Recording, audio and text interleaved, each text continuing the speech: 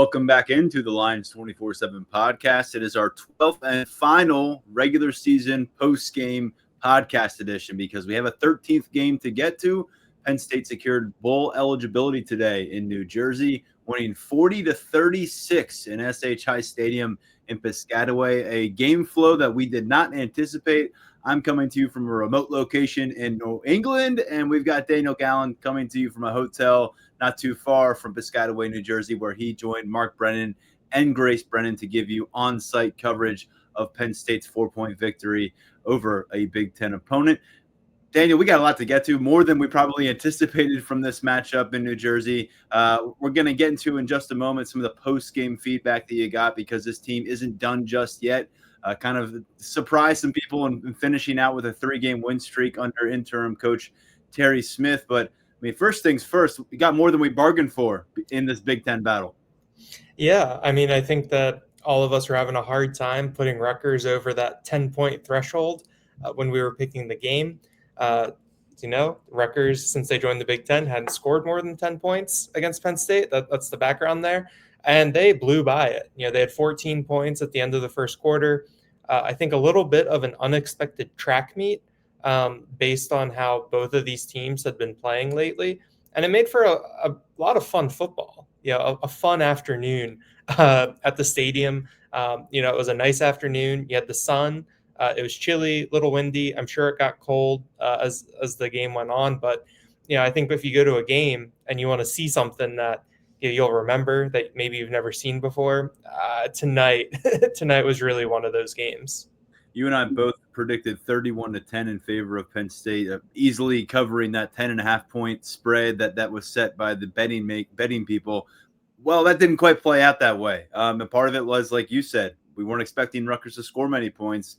Their 36 points tonight against Penn State matched their entire scoring total from the last 6 matchups against the Nittany Lions. So that kind of puts it in perspective, averaging 6 points per game the last 6 times these teams met. And as you said, 2 touchdowns on the board for them. But Penn State put up 40 points. We can't disregard that. Their offense was humming for a lot of the matchup. We saw more steps from Ethan Grunkemeyer. We saw more record-setting performances from the 2 senior running backs that have been such a duo together, Nick Singleton and Katron Allen. But this was a game in which Rutgers held a fourth-quarter lead.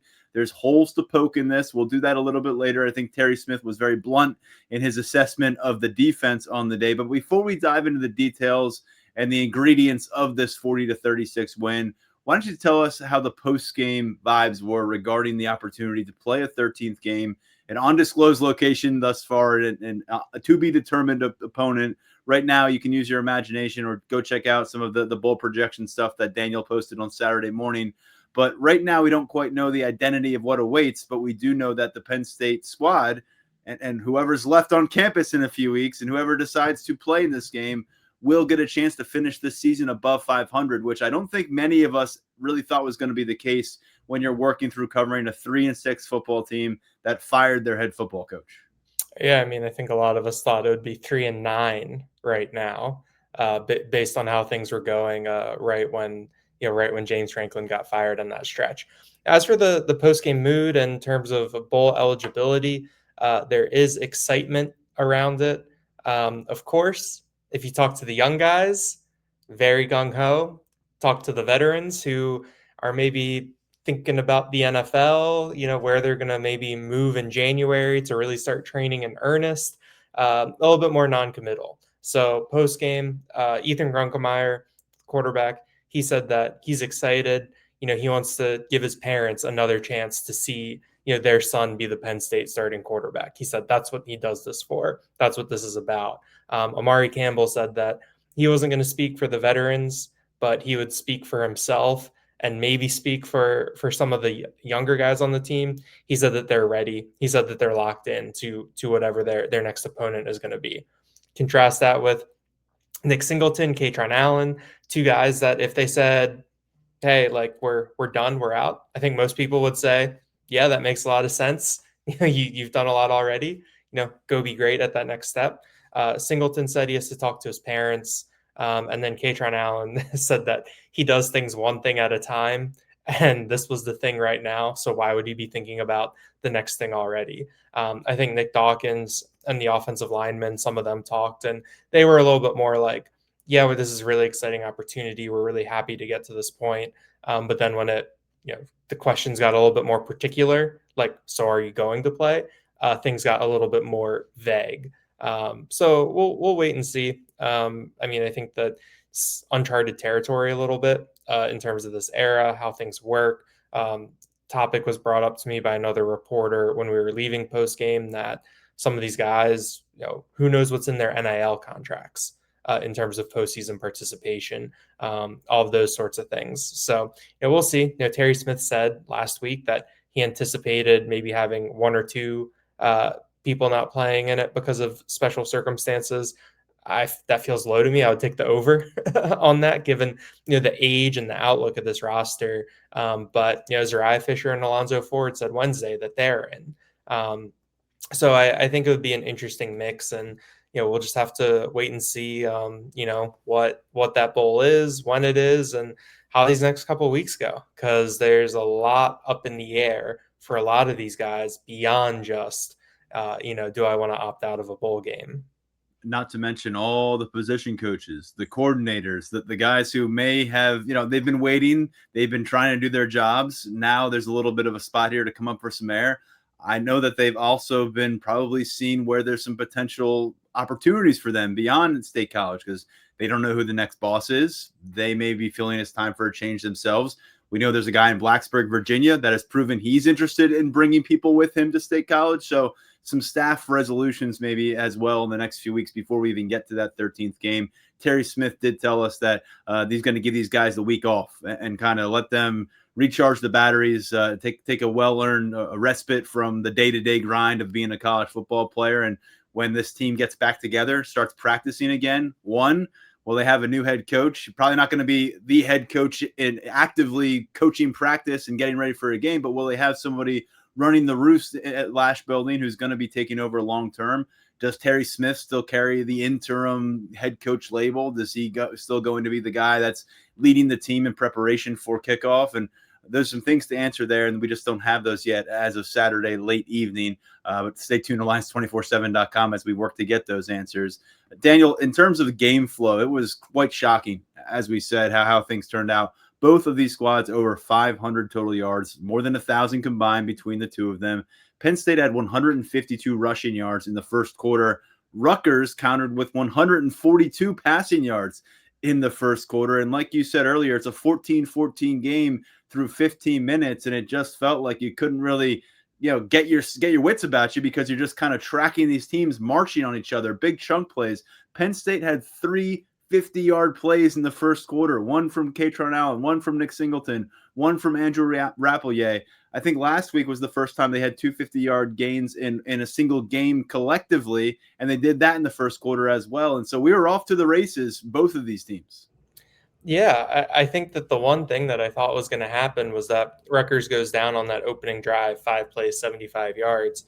And I thought the Penn State defense would settle in well. I think that's what we saw these past 2 weeks when Michigan State gets on the board with a 57-yard touchdown. Emmett Johnson breaks off the 52-yarder for Nebraska last week. And then after that, you saw the defense settle in, make plays. And that didn't really happen. That Rutgers offense was a lot of fun to watch. Kirk Shiraka did a really nice job with it. I think that they have some interesting talent, especially at the wide receiver position. I mean, KJ Duff, I think he was camping before my time at Penn State, but he made one of the best catches I think I've seen in person, and that happened right in front of me. And then Antoine Raymond, I mean, they could not get him on the ground easily. Everyone acknowledged that the tackling was pretty bad today, but Raymond in the first place is a tough back to bring down. Yeah, I mean, Rutgers was ready to play. I think that that's really what stood out to me is that, we saw with the fake field goal that they were really going for broke, that they wanted to be the aggressor. They wanted to put their stamp on things. And Penn State did a really nice job for the most part, weathering those counter punches. But in this game, like, you got to get lucky sometimes. You have to have something bounce your way. And for most of the season, Penn State hasn't gotten those bounces. You think about that Indiana game, and it's a an all timer of a catch. You think about that Oregon game, blades of grass, as Terry Smith would bring up, and Ethan Kaliak-Manis just drops the ball under a pressure from Denai Dennis Sutton, like just literally just drops it.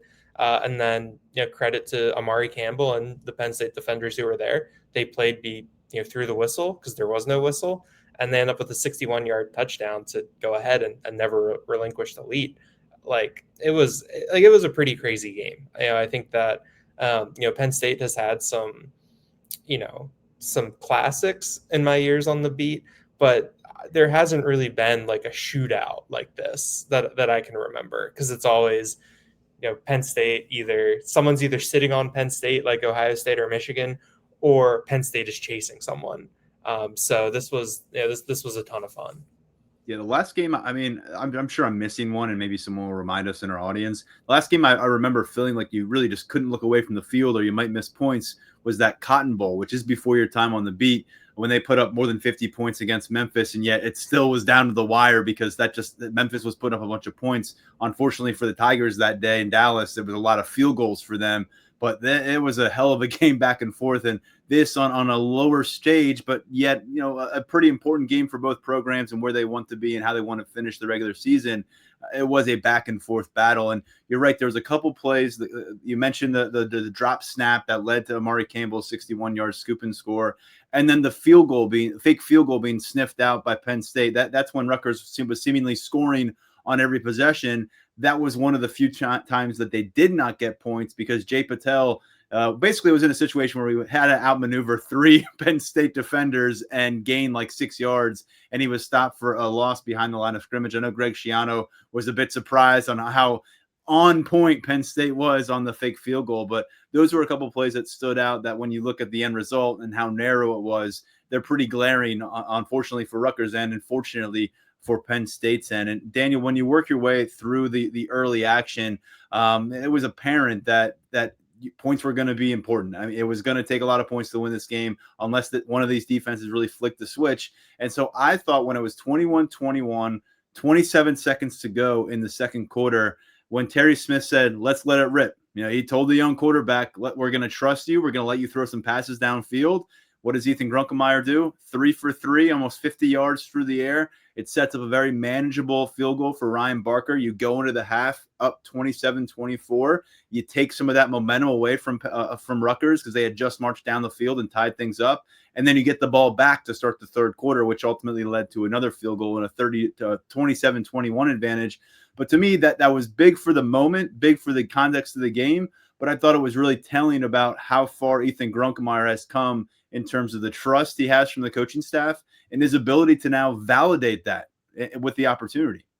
I mean, I think that this is what people have been maybe waiting to see from a Penn State quarterback for these past couple years, maybe, where it's not necessarily like a do or die situation where your back's against the wall, but it's a situation where it's you could play it conservatively, but you decide to be aggressive and you decide to put the ball in the quarterback's hands when you don't necessarily have to. And to see that from Terry Smith to say, and Andy Kotelnicki to say, all right, Ethan Grunkemeyer, like, let's go. Like, we're going to get there. I thought that the last pass that he threw to Trevor Pena over the middle was really, really nice. He's done a very nice job of, maybe finding some soft spots in the defense and throwing it to where guys are open. I know he had one deep ball earlier in the game where he missed Devontae Ross, but that throw to Pena to set up the field goal, it just looked really, it was just a very solid play. And it was the thing where, in the press box, the clocks, I didn't have a good angle on them, and they weren't in my normal like line of sight when you look up like at Beaver Stadium, and it's easy to see how much time is left. And so for a lot of that drive, I was watching the operation on the field, and I wasn't watching the clock. And you knew how much time was there when they got the ball, and then you look up and there's 4 seconds left after they complete that pass to Pena, and it just felt no panic, really calm, really smooth, and it set them up really nicely to double dip going into half and coming out of half. I know that if you score touchdowns on those, you can really put it away. Maybe if you score a touchdown on just one of those, it can put the game out of reach. But I thought that it was some really, really nice complementary football. There's one other special teams detail that I would want to add. I think Justin Lustig deserves a lot of credit tonight where, yeah, sniffing out that fake field goal, but coming out of halftime, Nick Singleton had broken a, big kick return earlier in the first half. And, I think the next time out, Rutgers kicked it short. Matt Henderson, freshman tight end, he fair catches it. Penn State takes over. They come out of halftime. They put Trevor Pena in the up man spot where they had just kicked it to Matt Henderson in the first half. Pena catches it, has a really nice return to set them up for it. So, I think that it's, say what you want about the defense, not really having a good game, but they made 2 plays when they desperately needed them, getting the touchdown, that later 4th down stop. You had special teams coming through with Ryan Barker and with, Justin Lustig pushing some buttons. And then you had that offense, Ethan Grunkemeyer making some big throws, moving the team well. And then, Singleton and Allen kind of speak for themselves. And just to reiterate, that was a situation where, does Terry Smith just say, let's get to the locker room, let's regroup, we need some work on defense, our offense is playing well, we're going to get the ball to start the second half, it's a tie game, let's just stomach it. Instead, getting assertive, hitting the gas pedal, because again, 11 plays, 89 yards for Rutgers on the preceding drive. So there was a real risk there. And Rutgers is well aware of how this series has gone against Penn State. They had a brief break from the series last year, but this has been an annual matchup since they've joined the Big Ten, and it has largely been lopsided affairs where Rutgers isn't all that competitive. So any opportunity for them to feel good about themselves heading into the locker room was important for Greg Schiano, and I think they probably still felt pretty good about themselves, but less so when you see that young quarterback go bang, bang, boom, and all of a sudden you get a manageable field goal. And like you said, Ryan Barker on special teams, a bright spot all year long. I know he missed one last Saturday against Nebraska. That proved to be his only miss of the regular season, except for a block. And so in terms of a kick that got past the line of scrimmage, that it's up to him to get through the uprights, just one miss on the year. They really found something in the walk-on last year when they gave him the keys to that job in early October. Obviously, the game winner at USC, a signature moment for him so far. But during a rough patch and a lot of inconsistent plays and players this year, he has really been a consistent bright spot. So when we look at how the game was going after that, with the Ryan Barker bookending halftime with a pair of field goals, and Rutgers comes out the gates, takes about 6 minutes off the clock, goes up 27-21. They don't cash in with a touchdown, but you're getting some separation, and you're thinking, okay, this is a real opportunity now for the defense to show what it had figured out from halftime. What did the adjustments that Jim Knowles and company make after kind of getting thrashed by Rutgers through the first 30 minutes? You saw a couple punts forced there in the third quarter, but all of a sudden the points start piling up again, and 2 guys did so much damage for Rutgers. KJ Duff, and we'll talk about him more in a moment, but you can't look past their running back. Antoine Raymond, 189 yards on the ground, and he also added a long touchdown reception, 62 yards receiving, 46-yard touchdown. And Penn State didn't have answers for either of those players all game long. Raymond out of the backfield, Duff at wide receiver, and that 46-yard touchdown I just mentioned, all of a sudden, boom, you're down by 1 against Rutgers. It's getting late in the third quarter. And you're just kind of getting the sense that the offense is going to need to be the one that carries them, because this isn't a game where the defense is putting the pieces together late. Yeah, I mean, we talked about it a little bit on Wednesday in our preview podcast, where this Rutgers offense, it's not your older cousins Rutgers, like it's not your older siblings Rutgers, with the amount of production that they have. We talked about that huge drought that they had with 2,000-yard passers. I think you said they talked about in the broadcast with Kaliak Manis throwing for 3,000 yards. I think they made an announcement in the press box about a 3,000-yard passer, 1,000-yard receiver, 1,000-yard runner for the first time since 2007. There's a lot of stuff in that 2000. Daniel, that's when I was in college. That's a long time ago. Well, I was going to say there's a lot in that 2006 to 2008 range, and it seems like they let someone out of the building, and things. You're too kind. Things went downhill from there. But yeah, and so and even the Rutgers that I think that we come accustomed to seeing. Like I just remember that I think it was 2 years ago. It's senior day. Drew Aller gets hurt, and Bo Prabula comes in. Final score 27-6. Just an ugly game. Like nothing really happening. Mm-hmm. In either direction. And that was really not the case. I mean, Greg Schiano, Kirk Shiraka, like they've done a good job of putting together.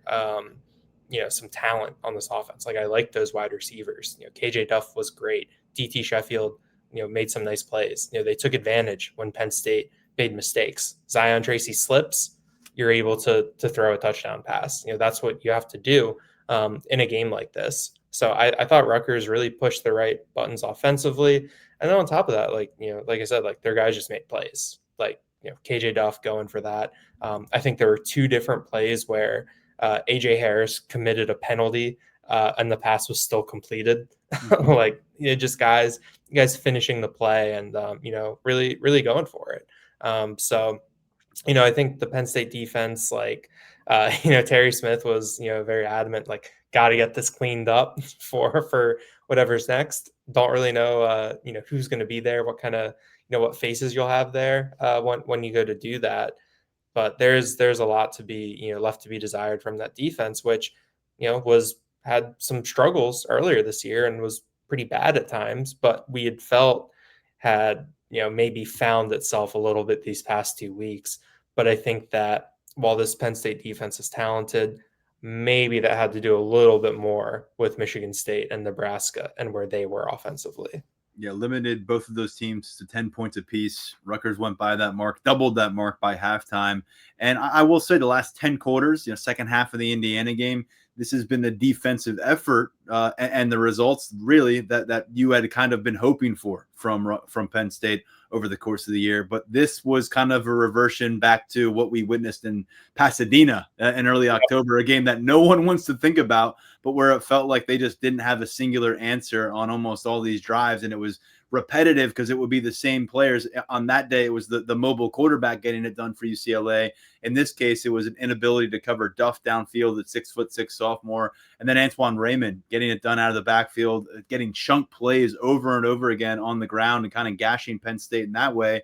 And then striking through the air with the 46-yard touchdown. And I misspoke earlier. I said that touchdown came late in the third quarter. That was actually in the first couple minutes of the fourth quarter. So that's how Rutgers ends up with the lead in the final frame of this game. And Penn State fans out there at that point, if you checked our message board, were basically like, let's just get the season done. I don't want to watch anymore. Let's be done with this experiment. Let's turn the page. Let's get a new coach and let's stop watching for this team. But to their credit, Rutgers had an answer in their own right, and they marched down the field. Big plays. Again, there was the common theme for them over the course of this matchup, but they're able to go down the field. It ends up with the 1-yard touchdown for Nick Singleton. And I know people are like, well, you're going to talk about Katron Allen and Nick Singleton? We're going to give them a segment in just a second because they kind of deserve their own spotlight for what they were able to accomplish. But in this case, you had Nick Singleton scoring the 1-yard touchdown and them going down the field. Daniel, it was a big play from Katron Allen. I think I may be mixing up my possessions here, where they're able to go up 40-30. We're able to go up. What am I doing here? I'm looking through the play-by-play. Katron had the 50-yarder to ice it. That was to ice it. That's right. Sorry, I had that written down the wrong thing. So Rutgers has the lead. They go up 33 to 30 to Jesus 33 to 28, and then Penn State gets that. They go down 36 to 33 at that point, and then the offense didn't need to score again. That's why I'm looking through. I'm like, where did the big play come from? It came from linebacker Amari Campbell. This was the one time where I'm like, where did the offense bail them out? I'm looking through my notes here, and I'm reminded that it was a snap dropped by Rutgers quarterback, lands on the turf. You've got guys surging towards it. Amari Campbell scoops it up. Nothing but daylight in front of him. 61 yards later, he's in the end zone, and everything's flipped because Rutgers was driving at that point.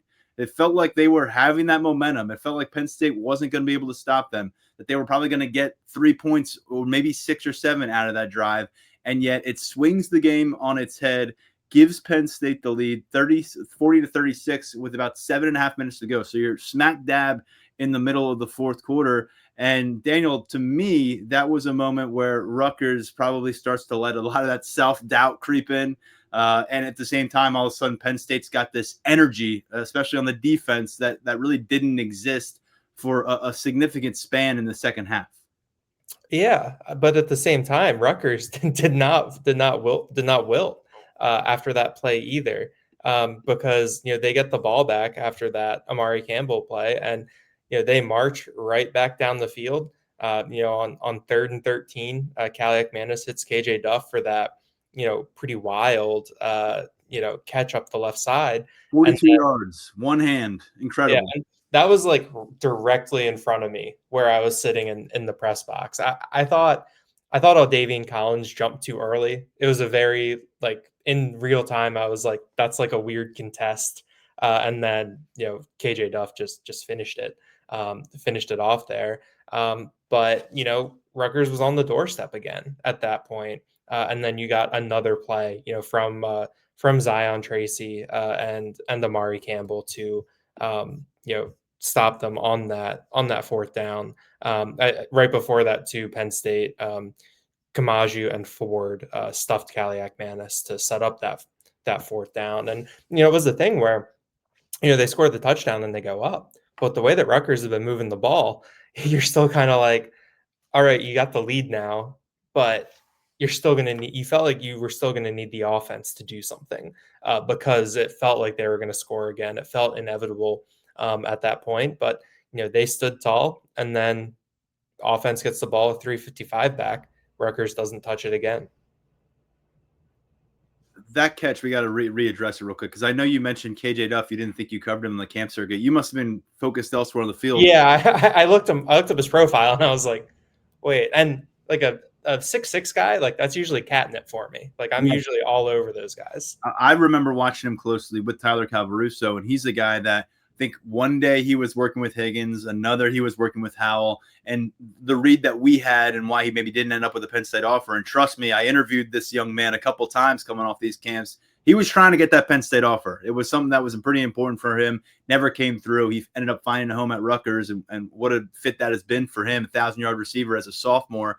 But at 6'6", he was really wiry, and I just think Penn State viewed him as a tweener. They weren't sure where he was going to be on their roster long-term, at what position room. Turns out that wasn't the greatest scouting read, because now he is carving you up, and he had a hell of a game today. Beyond that catch, he ends up with, what did he have? 5 catches, 127 yards, and a touchdown. He also caught a 2-point conversion. He's somebody that I think is going to be a big test for Rutgers' NIL wherewithal, because he looks like a hell of a talent that you could put on a lot of different programs that have national championship ambitions, and he could still be a standout for them. So we'll see where it goes for the sophomore, but I think it is worth noting that he's somebody I think if Penn State wanted to make a move on, push for, there was a chance that they could have gotten him within this program. But everybody has their own journey to college football, and his has worked out for him. Moving on from KJ Duff to the end of this game, where Penn State comes up with that 4th down stop. When that pass is completed, you start to think, is this just not Penn State's day defensively? And are they just bound to give up this lead late and put the pressure on Ethan Grunkemeyer to try to rally and score late in Piscataway and come out with a win? Or you risk your first loss to Rutgers in decades. Didn't need to do that to Ethan Grunkemeyer, because Rutgers gets to a situation where it makes a lot of sense to go for it on 4th down based on where they were on the field, what they needed to do in terms of points. And he gets stuffed. It was denied Dennis Sutton applying some pressure. Then you see Zion Tracy and Amari Campbell both have a shot to do it. Tracy makes the hit. That ends the threat from Rutgers in that situation. And Terry Smith, as he talked about later, he kind of had a flashback moment about how they handled their possession against Indiana with a narrow lead when they had a chance to maybe put that game away on their own terms. In that situation, they ended up punting the ball, giving it back to Indiana. The rest is history, and it's part of Fernando Mendoza's highlight reel potentially to win a Heisman Trophy. And Terry Smith essentially said, not today. And a big part of that, of course, was Katron Allen doing Katron Allen things, going over 200 rushing yards with a 50-yard sprint down the field that set them up to really close things out. At that stage, you're looking at, okay, you can come away with a field goal at the very least here. Ryan Barker's been money. You're going to go up 43-36 if it doesn't work out. Ultimately, you end up with a 4th and 1 in the red zone. Again, do you trot out Ryan Barker? Do you take the 7-point lead and ask your defense to make one more stop? Or do you try to seal the game? They gave us their answer. They go for it. I think the whole world thought Kaytron Allen was getting the football based on the way he was running, based on the way the offensive line was opening holes for him. Instead, it ends up in the hands of Andrew Rapplier on a throw from Grunkemeyer. Rapplier is able to get past that first down marker, and they come out of that thing able to take the knee, go to victory formation, and they never give their defense another opportunity to play the GOAT. Yeah, it is worth mentioning too that Penn State got a call to go their way on that series, where on a 3rd and long, I think they were trying to run a screen, defensive holding on Rutgers, that bails them out. They got put behind the sticks because of an illegal block on Trevor Pena on a nice run by Singleton. And so, it takes everyone, to get a win like this. It takes some help from the officials, takes some good bounces. It was a legit hold on Rutgers, but it was a completely needless hold. It was not even where it wasn't helpful to them at all. And so it was brutal on Rutgers' side, but you're right. It was a nice little bonus gift for Penn State to give them a shot to put that one away. Yeah. And it's the thing where your opponent opens the door, like you have to walk through, like you have to take advantage of that mistake. And I thought that, Penn State did that. Like they made them pay. Literally the next play, Kaytron Allen gets through the left side, gets into the secondary, did a nice job at the end of the run of staying in bounds to keep that clock going. Cam Miller, familiar name, was the one who ultimately chased him down there. It was just I think it was a nice capper to the day. You ended the game with the guys who helped start it, in terms of how Allen was running earlier in the game, and then Rapplier having the big touchdown in the first quarter, and then getting to end it again in the fourth quarter. Some nice symmetry there. But yeah, I mean, I thought it was interesting to hear Terry Smith bring up the Indiana game and talk about how if he could do it again, he would do some things differently. And I think that that's something that has come up when talking about him as a permanent head coach candidate. I think that his game management was under scrutiny on our message board, which means it was probably under scrutiny from Pat Kraft and whoever else is making this hire in terms of evaluating him. And so I think that to see him grow and to see him acknowledge that growth, he said that he's, a better coach tonight, Saturday, November 29th, than he was out in Iowa City on October 18th.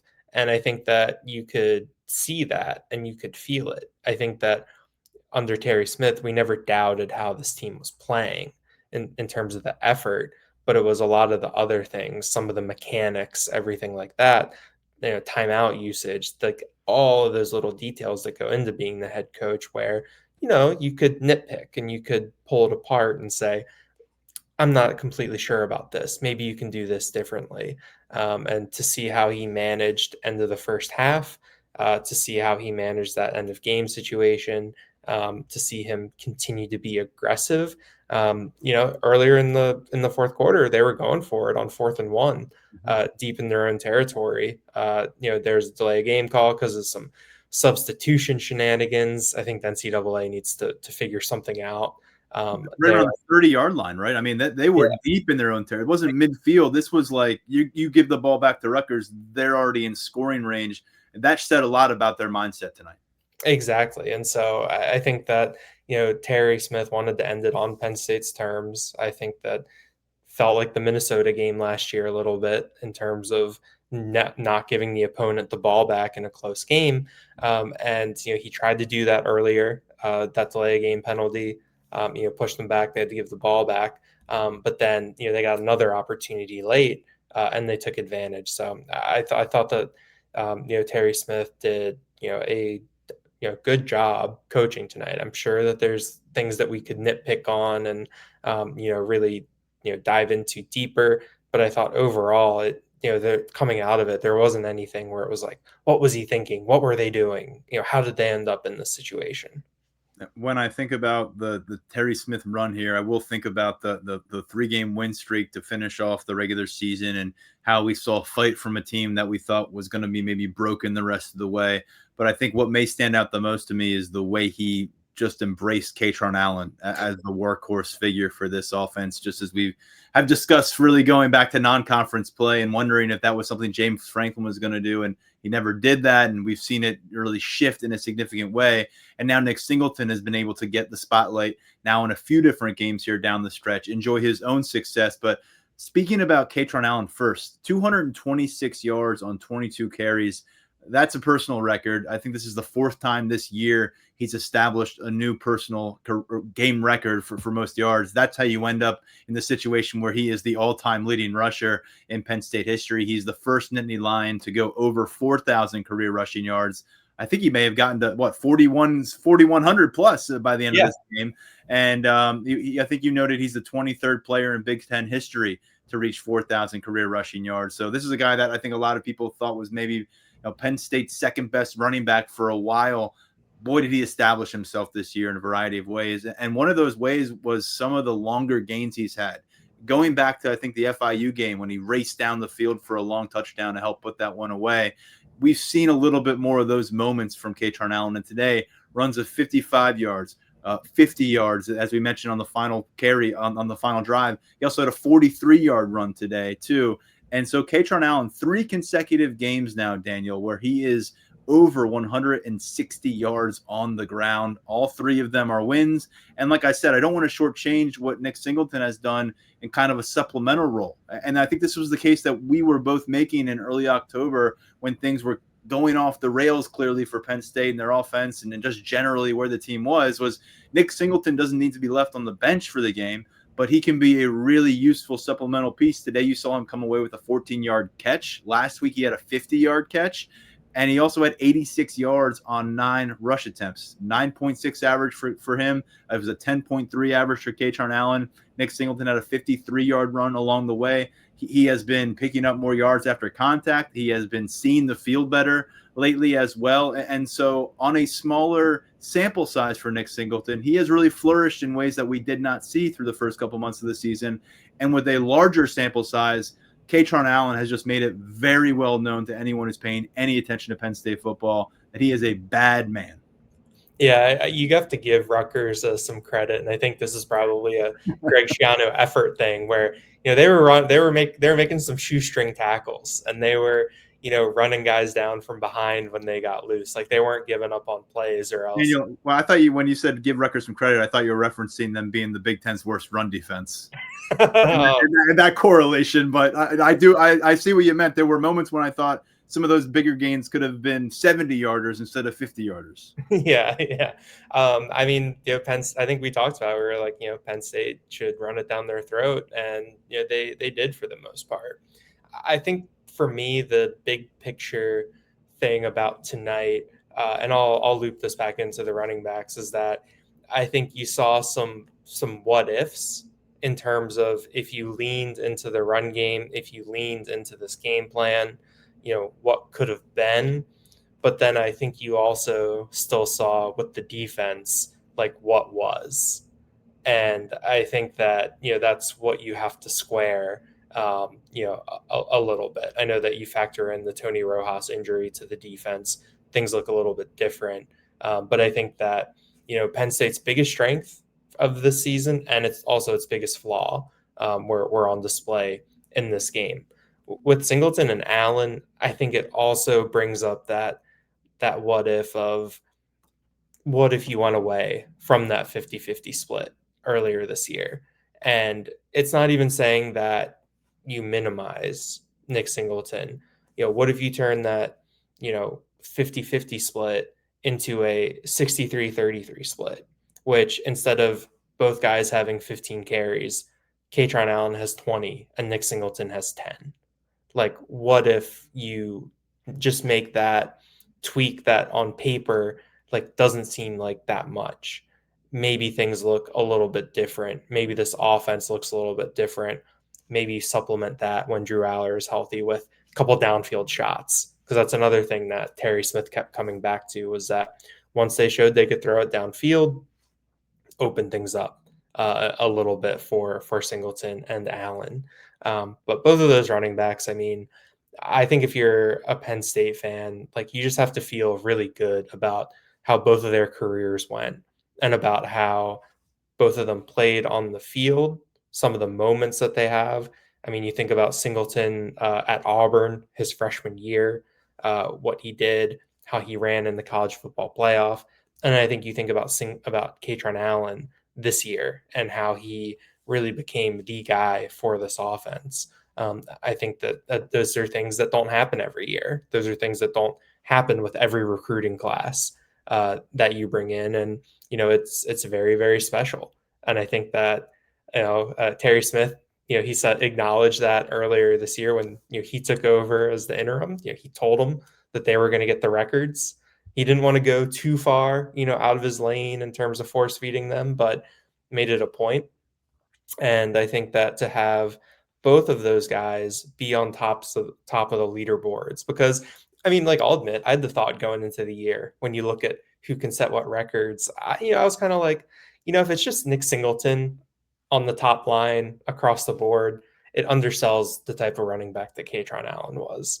And so I think for both of them to be able to be on top in different spots in different categories, I think that that's really cool. Nick Singleton, total touchdowns, rushing touchdowns, all-purpose yards. Katron Allen, yards. I think that it really shows that these are two guys that, played pretty much 50% snap share their whole careers and still ended up on top. Like, I think that it's Terry Smith called it rare. And I think that I'd agree that that's a great way to describe it. Yeah, you just don't see this very often. And I don't know how, especially where college football is trending, how prevalent this kind of situation will be in playing out on other campuses or this one again. And Terry Smith said they reap the benefits of sharing over the course of their careers. And he also said that it would have been easy for one of them to leave campus, go to be the guy at another school, maybe get paid like the guy. I think they're both pretty well taken care of financially right now, but to kind of be the biggest show in town versus kind of in a rotational situation as they have been. Impressive stuff. And as you said, Nick Singleton, whenever you're passing Saquon Barkley on a Penn State leaderboard, that says something. He did it a few times, rushing touchdowns, all-time touchdowns scored, and the all-purpose yardage. So that includes his impact as a receiver as well, factoring that in. And Daniel, when you look overall at this backfield, we do know that this is the end of the Big Ten line for Katron Allen and Nick Singleton. What we don't know if this is just kind of a sneak peek of what's to come at quarterback with Ethan Grunkemeyer being the guy for Penn State. Terry Smith was highly complimentary of Grunkemeyer over the course of his post-game commentary. He said, he the way he kind of handled himself after that, the pre-snap penalty on 4th and 1 when they were going to go for it. We talked about this earlier. They end up punting. He goes over. He's kind of firing up the defensive players, being like, take the torch from us, go bail us out of this situation, essentially, go get it done. And some of the throws he made, he just basically said this is a guy who is running the offense, feels comfortable doing it, and also has that QB1 aura about him. And he says teams search far and wide for this guy. You can go a long time without finding somebody like this. And I don't know if we saw this kind of a jump from Drew Aller over a 4 or 5 game sample size. I mean, I think you could argue, did we see a major jump from Drew Aller from his first start to his 33rd start? And that's one of the more frustrating things about Aller, and whether it was how he was developmentally coached up here. And I don't want to make this a Ethan Grunkemeyer versus Drew Aller conversation, but he's been the QB we've watched for a while. And this is the second highest rated quarterback to sign during the James Franklin era in Ethan Grunkemeyer. So there were still high expectations for him. I think when you look at how they operated offensively and what responsibilities they gave him offensively in his first couple of starts versus what they're doing now, and to Terry Smith's credit, pushing to get more vertical and him warranting more opportunities to do that. I mean, he's connecting with different receivers, different tight ends, and he's also looking the part in terms of sideline demeanor and, being the guy who commands respect from everybody on the football field. Maybe he has earned that opportunity that no matter who the next head coach is, they need to have a very, very long conversation with Ethan Grunkemeyer about him remaining a big part of the plan and being a centerpiece of what they want to accomplish offensively. Yeah, I mean, I think that if you're coming in to take over this program, you look at things a little bit differently. I do think that the way that college football is right now, like the deck really is stacked against some of these younger quarterbacks, because you want the instant reward. Like, or when you come in, like, you hire a coach and there's a little bit of a package deal involved there. And I think that, in some respects, it's hard for young quarterbacks to develop in certain situations this year because of how the portal is used and things like that. I think from that night in Iowa to where we are now, like, it's pretty impressive from Ethan Grunkemeyer.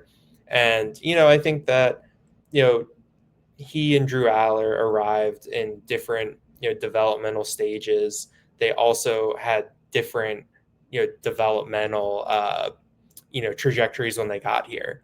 Like, Drew Aller was QB2 as a true freshman. We were seeing him a lot in those blowouts. Ethan Grunkemeyer was QB3, running scout team.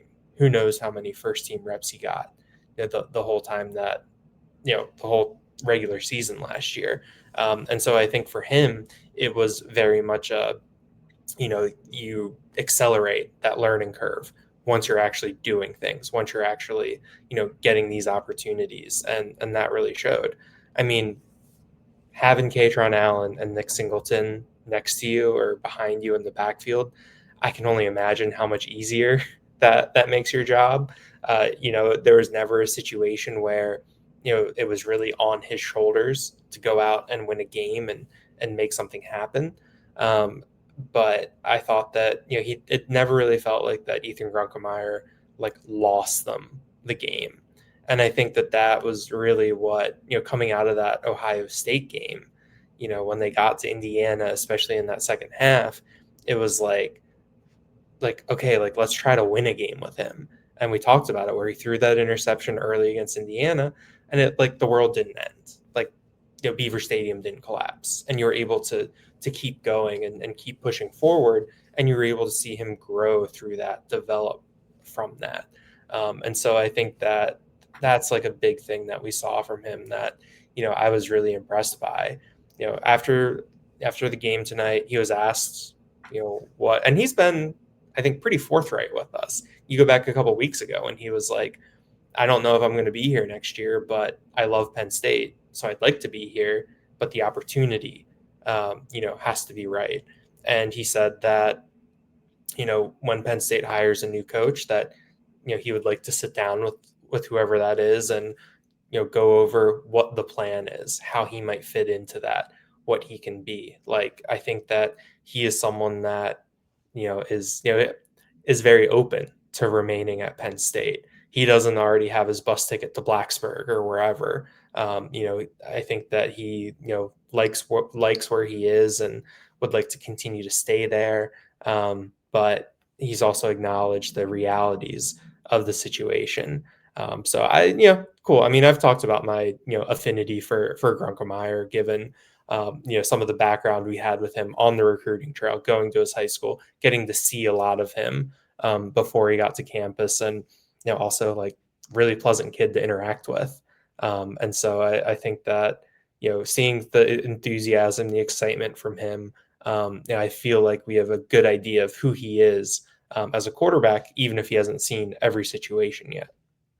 Well, let's finish here, because speaking of the uncertain phase that we're about to enter, yes, there's a 13th game on the horizon, but what else is on the horizon? It's hard to figure that out right now. Will we have some head coaching news to report by the time we sit back down to record our next podcast? Will we still be managing our way through, navigating through a search that has seemingly been going on for 5 months, but it's really been only going on for 7 weeks?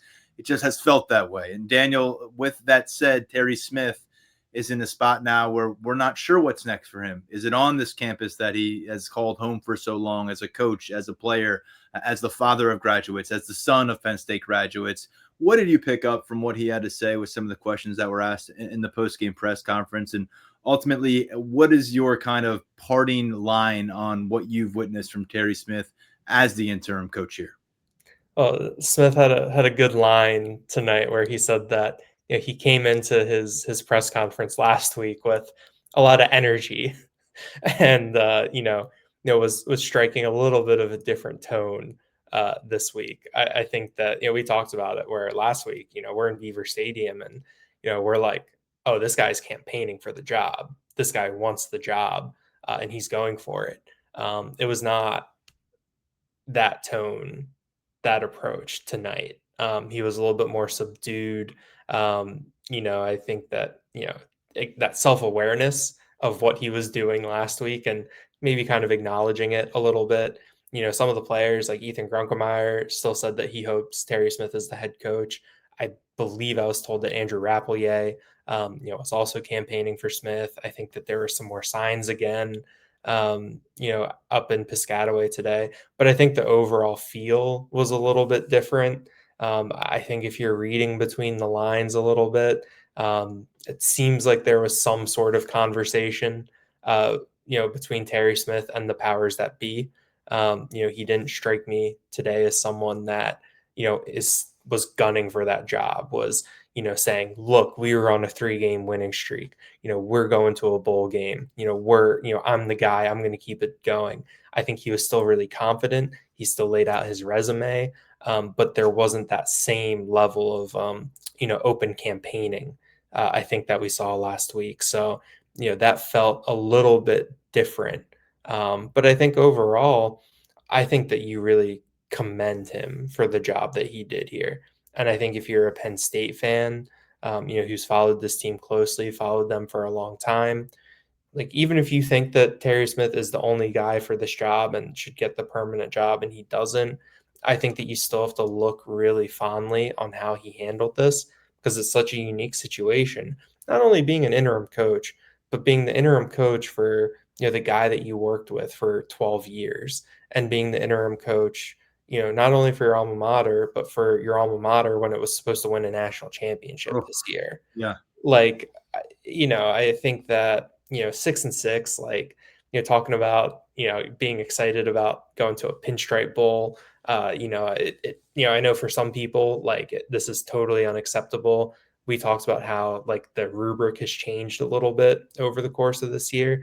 And I think that Terry Smith did a really nice job of, helping reset those expectations and looking at things and saying, like, all right, like, what are we working towards? What is the end goal here?